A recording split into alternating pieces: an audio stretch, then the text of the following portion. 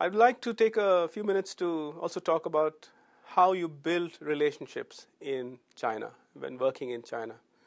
Going back to my own experience there, I came from a public background myself, having worked in the finance ministry in India with the international department that managed the relationship with the World Bank. So it was fairly simple for me to say, okay, who is my counterpart here? There must be someone in the finance ministry who manages the World Bank relationship.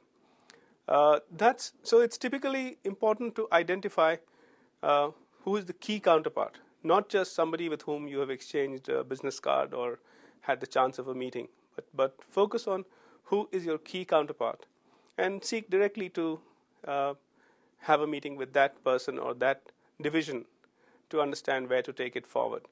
So, for example, if you were working on global public goods in the environment side, you would not automatically go to the Ministry of Environment first.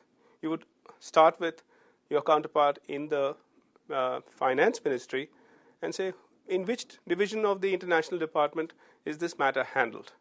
When you start there, there is far less chance of stumbling halfway than if you start somewhere else.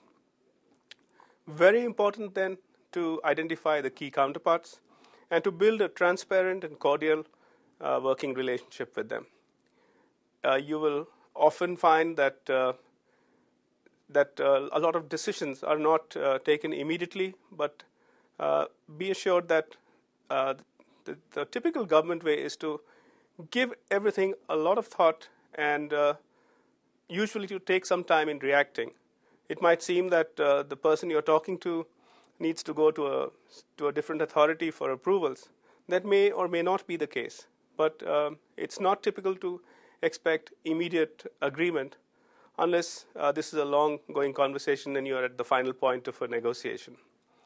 Apart from understanding the structure, a small sort of cultural side of this is that a lot of business gets conducted after office hours or at lunch. We typically think of these as either extremely personal matters or as extremely functional matters that you get lunch out of the way and go back to work. On the contrary, you might find that the best business is conducted over lunch or over a long dinner.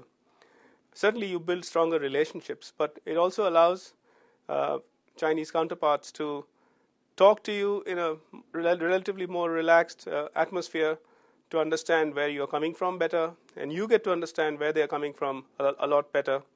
And you might not sign a contract over dinner, but certainly you will have cemented the deal to the point where it can move forward quite quickly.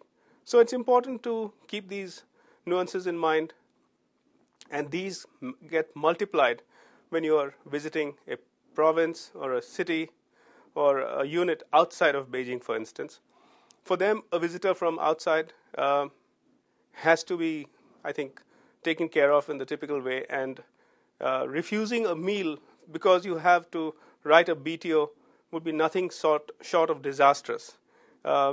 Work has to get done, but the meal is where they might bring forward their senior managers, party functionaries, all kinds of people who you would not have met in the course of the day, where you would be called upon to explain what it is that you seek to negotiate and engage with, and that is a very, very important also for the face of your client. And this is particularly important if your client is a autonomous or private sector kind of client, not a pure government client.